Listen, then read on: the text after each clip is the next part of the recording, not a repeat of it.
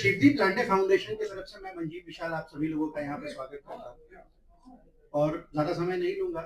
Just to start with 19 सितंबर 2024 ये date मेरे ख्याल से हम सबको पता है।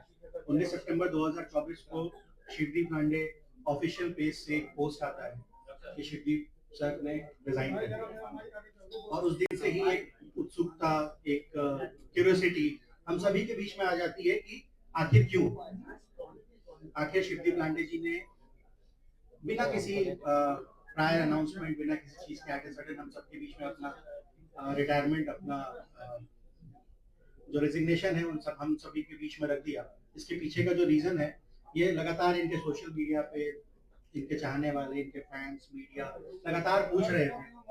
तो उसी संदर्भ में आज शिवदीप लांडे फाउंडेशन के बैनर के अंदर आज शिवदीप सर हमारे साथ खुद यहाँ मौजूद है और हम इस जो सबसे बड़ा क्वेश्चन था कि व्हाई ही रिजाइन, उसके लिए आज स्वयं ये हम सबके बीच में उपस्थित हैं। तो मैं ज्यादा समय नहीं लूंगा। सो आई लाइक कि he himself talk with you all. तो पहले let him speak and then we take some question and answers after that. हाँ, आवाज आ रहा है।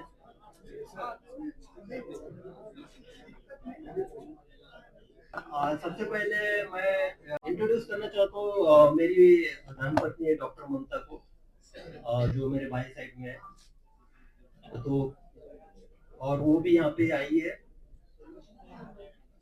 तो ये सवाल 19 सितंबर का तो एक ऑफिशियली मैंने सोशल मीडिया के थ्रू साझा किया था कि मैं इस आईपीएस की सेवा से त्याग पत्र दे रहा हूँ। और मेरे बारे में आप सब जानते हैं, शिवदीप लांडे एज आईपीएस ऑफिसर, लेकिन अभी जो आप मुझे देख रहे हैं वो है शिवदीप अमन राव लांडे, एक्स आईपीएस। तो आईपीएस होने का सपना तो लाखों लोगों का होता है, लाखों युवा उसके लिए तैयारी करते हैं, कुछ उसमें सिलेक्ट होते हैं, बाद में फील्ड में आते हैं, अपना काम करते हैं। तो यही एक सपना लेके मैंने भी प्रिपरेशन किया था और ये सपना पाते वक्त जिस स्ट्रगल से मैं गुजरा हूँ, मैंने एक बुक भी लिखा था उसके ऊपर में। तो रॉकेल के डीए के नीचे पढ़ाई करते हुए मैं यहाँ तक पहुंचा था और आईपीएस बनने के बाद ये सबसे बड़ा लम्हा था मेरे परिवार वालों के लिए।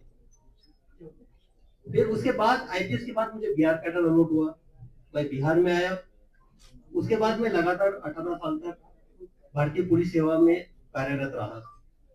तो सबसे पहले मैं तमाम मेरे अपने बिहार वासियों को धन्यवाद देना चाहता हूँ, उनका शुक्रिया अदा करना चाहता हूँ, क्योंकि उन्होंने मुझे इतना ज्यादा प्यार दिया, इतना ज्यादा मेरे प्रति विश्वास दिखाया। और दूसरा, आप लोग जो एक न्याय देने की प्रक्रिया के अंतर्गत मैंने लड़ाई लड़ी है सेवा में रहते हुए, उसमें आप सब लोगों का, मीडिया कर्मियों का बहुत बड़ा योगदान रहा है और मैं खुले दिल से एक्सेप्ट करता हूँ। तो अभी जब इतने स्ट्रगल के बाद एक आईपीएस मिला है और मैं आईजी रैंक पे था, इंस्पेक्टर जनरल रैंक पे, इसके बाद मेरे लिए अपॉर्चुनिटीज बहुत ज्यादा थी। मैं सेंट्रल में सीबीआई में जा सकता था, आईबी जा सकता था, आरएनडब्ल्यू जा सकता था, central paramilitary forces CISF CRPF में वहां पे भी जा सकता था। अपने आप का जो पर्सनैलिटी ग्रोथ था वहां पे हो सकता था, लेकिन मेरा जो मन था वो एक तरह से बेचैन था, क्योंकि मेरा ये पर्सनल मानना है कि जीवन में जो आपकी धरती माँ होती है उसका आपके ऊपर कर्ज होता है। तो धरती माँ के एक माटी का कर्ज वो वहां होता है जहाँ आपका जन्म होता है, जहाँ आपकी परवरिश होती है, और दूसरा कर्ज आपके उस माटी का वहां पे होता है जो आपकी कर्म भूमि होती है। मैं मानता हूँ कि मेरा जन्म महाराष्ट्र में हुआ, मेरा नाम शिवदीप मेरे माँ पिताजी ने रखा, लेकिन जो शिवदीप नाम है, इसको सही मायने में जो वजूद है,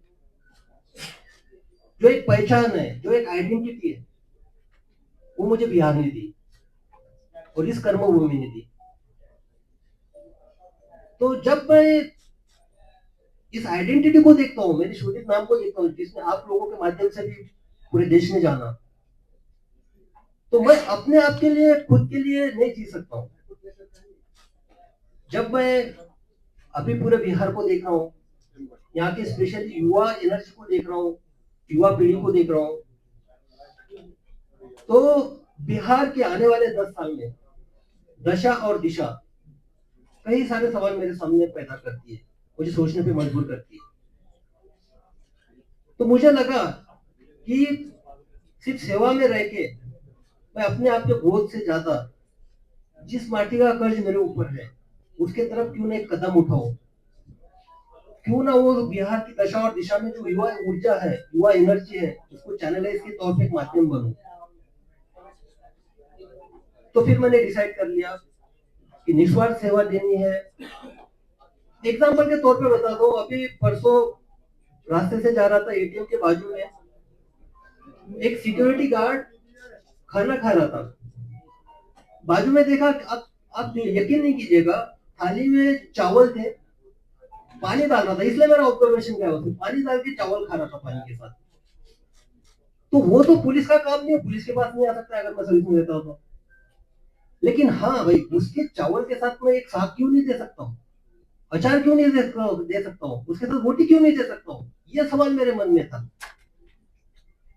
तो मैंने सोचा कि त्याग करना चाहिए, इसलिए मैंने निर्णय लिया कि सर्विस से इस्तीफा देना चाहिए। तो अब इस्तीफा देने के बाद दो सबसे इम्पोर्टेंट ऐसे कि जिनके वजह से मैं इस दुनिया में आया, मेरे माता पिता, उनको कॉन्फिडेंस जरूरी था लेना। मेरे पिताजी अभी इस दुनिया में नहीं है। जब मैंने माता से पूछा कि मेरी ऐसी ऐसी इच्छा है, मैं बिहार के युवाओं के लिए कुछ करना चाहता हूँ और मैं नौकरी से त्याग पत्र देना चाहता हूँ, जैसा यहाँ पे हर कोई सोचता है, माँ का पहला रिएक्शन ये था कि अरे तुझे पेंशन तो मिलेगी ना। तो मैंने बोला नहीं, पेंशन के लिए तो मुझे और 2 साल वेट करना पड़ेगा। तो बोले 2 साल, लेकिन तुम अभी क्यों करना चाहते हो? मैंने बोला कि नहीं, मेरी अंतरात्मा की आवाज है ये कि मुझे अभी करना चाहिए, ये सही समय है। और दूसरी जो जिम्मेदार, उसने फिर बोला कि नहीं, आप किसी का दुख दर्द बांटने के लिए जा रहे हो, जिसने तुमको पहचान दी, वो आप कीजिए। दूसरा जो रिस्पॉन्सिबिलिटी था, जो मेरे वजह से मेरे लाइफ में, एक तो मेरी पत्नी डॉक्टर ममता और मेरी बेटी वहां पे आ रहा जो बैठी हुई, तो इनकी जिम्मेदारी भी एक होती है, तो इससे भी मैं भाग नहीं सकता था। जब मैंने मेरे पत्नी से पूछा कि ऐसा ऐसा मैं करने जा रहा हूँ, तो क्या आप मुझे साथ दोगी? तो उसने हमेशा से मेरा साथ दिया है। उसने बेहिचक बोला कि आपको जो करना है कीजिए, बेटी की रिस्पॉन्सिबिलिटी मैं संभालूंगी, मैं सब कुछ देखूंगी। तो जब मुझे दोनों साइड से क्लियरेंस मिल गया, मैंने रिजाइन कर दिया और यहाँ पे मैं आपके सामने आज एक आईपीएस के तौर पे बैठा हूँ, आपसे बात कर रहा हूँ। अब मैं करने क्या जा रहा हूँ, ये सबका सवाल है, सब पूछ रहे थे क्या करने वाले हो। तो मैंने पहले बताया था कि बिहार की जो दशा और दिशा 10 साल के बाद मुझे दिखाई दे रही है, वो मुझे बेचैन करती है, डिस्टर्ब करती है। लेकिन आप देखिएगा कि युवा एनर्जी, बिहार की युवा एनर्जी, आप ब्यूरोक्रेसी से लीजिएगा, देश के ब्यूरोक्रेट्स देखिएगा, आईएएस आईपीएस से लेके देखिएगा, डॉक्टर इंजीनियर देखिएगा, army navy air force, specialise scientist, सब चलो देखिएगा, सबको सब तरफ आपको बिहार की युवा दिखेगा, बिहार का टैलेंट दिखेगा। वाइफ मेरी एक इंडस्ट्री चलाती है, वहां पे जब भी स्किल्ड काम होता है या तो हार्डवर्क का काम होता है, वहां पे बाकी लोगों की हिम्मत नहीं होती है, लेकिन वहां पे बिहार का स्किल्ड आदमी काम करता है, स्किल्ड इंजीनियर वहां पे आता है। तो मुझे ये महसूस हुआ कि जो बिहार देश के निर्माण में,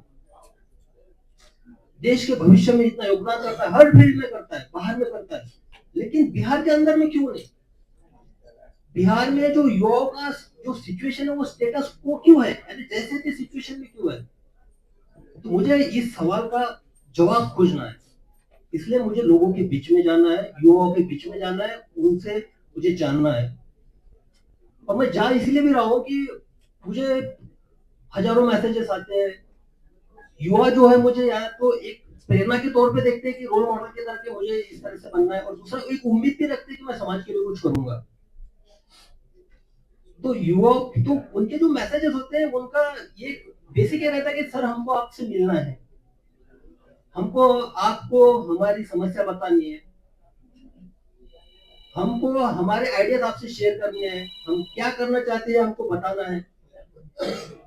तो मुझे लगा कि मैं तो अभी उसी फील्ड में था, यानी ब्यूरोक्रेसी में था, टेबल के इस पार था। तो टेबल के इस पार अगर बैठ के सुनूंगा तो कोई मतलब नहीं है, तो और उनको बुलाओ मेरे पास, ये भी कोई मैटर नहीं करता है। तो मैंने डिसाइड किया कि उनके पास जाना चाहिए, जो धरातल से मुझे मैसेजेस आते हैं, जो मेरे साथ कम्युनिकेट करते हैं, जो संदेशा भेजते हैं, उनको मिलना चाहिए।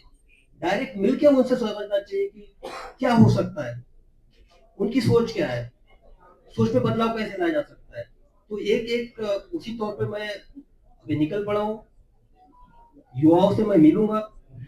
और इसके मेरे जो एक रन फॉर सेल्फ है, एक रन फॉर सेल्फ, ये मेरा इंडिविजुअल है, मैं निकल रहा हूँ मिलने के लिए।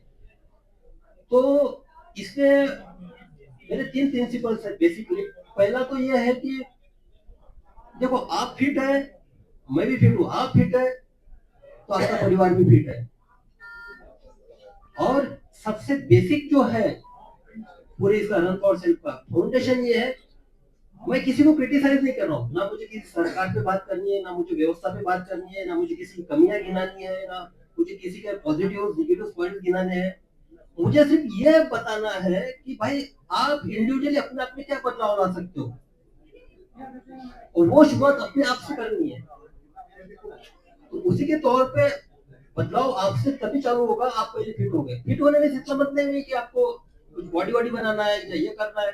फिटनेस, आप फिजिकली कितने फिट रह सकते हो।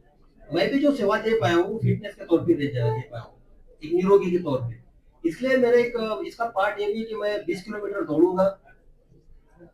जो पूरे बिहार का मेरे सामने एक प्लान है, उसके हिसाब से मैं 20 किलोमीटर एक जगह दौड़ूंगा, बाद में दूसरे डिस्ट्रिक्ट में दौड़ूंगा, हर जिला को मैं टच करूंगा। और उसके साथ दूसरा जो है, आप मेंटली फिट भी होना चाहिए, साइकोलॉजिकली फिटनेस चाहिए यहाँ पे। वो जो स्टेटस को की मैं बात कर रहा हूँ, जैसे थी सिचुएशंस की, तो भाई मैंने देखा है, आप लोगों में एनर्जी देखी है। मैं जब पटना से ट्रांसफर हो गया था मेरा, भाई Patna is crime for this cop, एक आर्टिकल छपा था नेशनल लेवल पे, टाइम्स ऑफ इंडिया में, हाहाकार मच गया था, लोग रो रहे थे ट्रांसफर के बाद। और वो लोग कौन थे, वो लड़के थे, स्टूडेंट थे, जो 14 दिन तक 4 या 5 डिग्री सेंटीग्रेड में अपना अनशन पे बैठे थे, 9 दिन तक। क्या था उनका, मैंने पासपोर्ट बनाया था या किसको मैंने केस से निकाला था, उनके लिए मैंने क्या किया था। लेकिन वो मेरे लिए सामने आए थे, उन्होंने अपना एक रजिस्टर दिखाया था कि ट्रांसफर के प्रति। उनके जो आंसू है, वो आंसू मेरी जिम्मेदारी और बढ़ाते हैं। देखो, आपका कोई खून का नहीं है, आपका कोई रिश्तेदार नहीं है, आपका कोई सगा सुरा नहीं है, और आपके लिए रो रहा है, तो जिम्मेदारी और आपको बढ़ती है। मुझे ये जानना है कि कोई एक डेडिकेशन है, एक साहस है, जो मुझको मैं युवाओं में भी देखना चाहता हूँ, इसलिए उनको साइकोलॉजिकली भी देखना चाहता हूँ। तीसरा सबसे इम्पोर्टेंट जो एस्पेक्ट है मेरा, वो है अवेयरनेस का। मैं युवाओं के बीच में जाऊंगा, युवाओं को मेरी अपील है, देखिए, ये अगर 10 साल हम अपने आप में बदलाव नहीं लाएंगे, तो आगे वाली 10 पीढ़ियां हमको माफ नहीं करेंगी। शायद आपको माफ कर देंगे, लेकिन मैं जिस इंटेंशन से निकला हूँ, मुझे लगता है कि मैं तो पाप कर रहा हूँ, फिर अगर मैं कुछ नहीं कर पाया। मैं जिस माटी ने मुझे नाम दिया है, उसके साथ मैं गद्दारी कर रहा हूँ, तो मैं उस इंटेंशन के साथ निकला हूँ। तो लोगों से इंटरेक्शन करना है, स्पेशली युवाओं से, जो 10 साल के आगे की जनरेशन को एक नए मुकाम पे जाए, यहाँ की दशा दुशा को बदलने की कोशिश करे। और उनसे बात करते हुए उनके आइडियाज आएंगे, उनसे प्रॉब्लम सुनने में आएंगे, सर आएंगे, तो मिल के बैठते हैं, मिल के चलते हैं। ये सफर हम सबके साथ का है, युवाओं का और मेरा सफर है ये। मैं आपके साथ में रहूंगा। जब प्रॉब्लम सामने आएंगे तो उसका सोल्यूशन भी हम ही लोगों को खोजना है, हम ही लोगों को साथ लेके आगे बढ़ना है। वो इसी के लिए ये 3 प्रिंसिपल के तौर पे मैं निकला हूँ। और मेरे कर्म भूमि की शुरुआत मुंगेर से हुई थी, प्रोबेशन पीरियड भी वहां पे था, और वहीं से मेरा जो बिहार की जनता ने प्यार और मोहब्बत देने की कोई शुरुआत वहीं से हुई थी। तो मेरा जो शुरुआत होगा 4 तारीख को मुंगेर से होगा। मैं कुछ नहीं करना हूँ, मैं सिर्फ लोगों से मिलना हूँ, सुनने जा रहा हूँ, बस उनकी पल्स देखना चाहता हूँ, क्या कहते हैं, क्या उनकी एक्सपेक्टेशन है, क्या करना चाहिए, क्या होगा कि ये जो दशा और दिशा बदल जाए, क्या होगा कि जो हम भारत निर्माण में, बाहर के सब स्टेट के निर्माण में इतना आगे है, लेकिन यहाँ पे क्यों नहीं है। तो ये एक है। उसके बाद देखिए मेरे जब भी मैं एसपी था तो आप सबको पता है, सबने कवर भी कर लिया। एक तो क्या, मैं जिस चेयर पे बैठा था, सामने वाला जो कंप्लेनेंट जिस चेयर पे बैठेगा उसी चेयर पे मैं बैठा था। मैंने कभी भी टॉवेल वाली चेयर और ये चेयर पे एसपी शिप में मैं बैठा नहीं हूँ, क्योंकि वो समानता होती है। ये तो है सिर्फ एक एडमिनिस्ट्रेटिव में वहां पे पोस्ट पे था, लेकिन मेरे लिए सबसे इंपॉर्टेंट था जिसकी मैं सेवा दे रहा हूँ उसको भी फील होना चाहिए इक्वलिटी का। तो मेरे यूनिफॉर्म का एक प्रिंसिपल था, यूनिफॉर्मिटी इन एक्शन। मेरे सामने मैं इंसानियत को दिखता था। मेरे लिए धर्म, जात, रिलीजन, उसका क्षेत्र ये मैटर नहीं करता था, और सब लोग जानते हैं।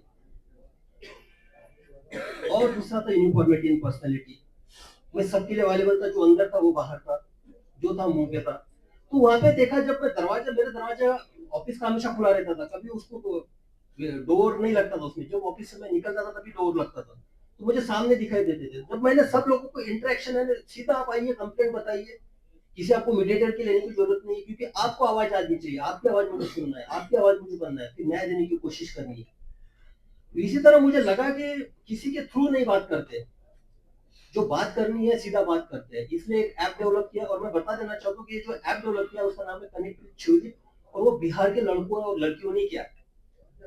उन्होंने किया ना, बिहार के लड़कों लड़कियों को सामने आए। जब मैंने उनके सामने एक आइडिया रखा, बोले कि नहीं सर हम डेवलप करते हैं, उन्होंने कनेक्ट विद शिवदीप नाम का ऐप किया। उसमें आप डायरेक्ट कनेक्ट मेरे साथ हो सकते हैं, आप आपकी समस्याएं रख सकते हैं, क्योंकि बाकी जो इतने सारे प्लेटफॉर्म होंगे उसमें मैं फोकस नहीं कर पाऊंगा।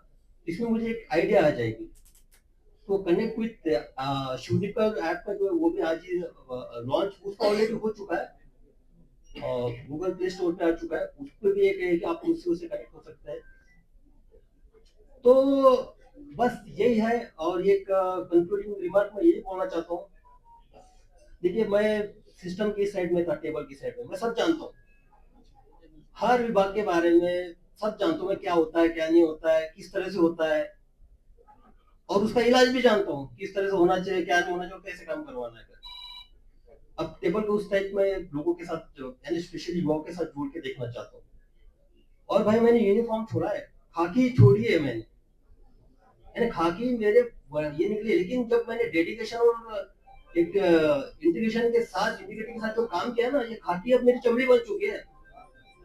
मेरे ऊपर खाकी का यूनिफॉर्म नहीं है, लेकिन अंदर मैं खाकी हूँ, मेरे इसमें सब यूनिफॉर्म है। तो बस उसी तौर पर अब निकल पड़ा हूँ। अब आप लोगों का हमको सहयोग रहेगा। मैं आपके माध्यम से अपील भी करना चाहूंगा, जो बिहार की दशा और दिशा 10 साल में बड़ा बदलना देखना चाहते, अपने आप में बदलाव लाना चाहते, कृपया वो हमसे जुड़े, हमारे साथ सहकार्य करें। हमको बिहार बदलना है, क्योंकि ताकि अगर ये 10 साल हम कर पाएंगे तो आने वाले 10 नस्लें याद रखेंगे कि वो जनरेशन ने किया था। और आप सबको जानते हैं कि मेरा निस्वार्थ रहता है, स्वार्थ इसके पीछे कुछ है नहीं। तो बस मुझे पहले लोगों से मिलने तो बस तो जानने दो लोगों का, क्या उनका क्या कहना है ये तो सुनने दो। मैं तो टेबल की इस पार था, अभी जाने दो। अभी अभी तो निकला हूँ मैं। मोटिव तो होगा सर, बाकी सोचने का कुछ तो वजह होगा सर। मोटिव होगा। मोटिव ये नहीं होता है, मोटिव होता है निस्वार्थ सेवा। निस्वार्थ सेवा, सेवा का स्कोप उस पर और ज्यादा है सर, खादी पहनने में। व्यवस्था सुधार होनी चाहिए सर। सर खादी के बाद सर आपकी और जिम्मेदारी जो है पूरा कर सके, ऐसा भी तो हो सकता है। देखिए ये जो है ना, ये इसके लिए मुझे पहले फर्स्ट देखनी चाहिए यंगस्टर्स की क्या है। यंग जनरेशन यही है, पता है यही है कि पहले से अभी जैसा कि आप ब्रेकफास्ट आप कर रहे हो, ब्रेकफास्ट के बाद में आपकी लंच की भी खाना चाहते हो, डिनर भी खाना चाहते हो, तो बात हजम हो जाएगी। पहले भाई देख तो लीजिए आपका पेट का साइज क्या है, आप पचन कर सकते हो कि नहीं कर सकते हो, उसको पहले देखने तो चाहिए। युवाओं में क्या एनर्जी है, युवाओं का वो स्टेटस को में है ना फिलहाल में, जैसे थे में बाहर जाने के बाद तो एकदम ब्रॉड हो जाता है, और यहाँ आने के बाद उनकी मानसिकता के साथ ये हो जाता है।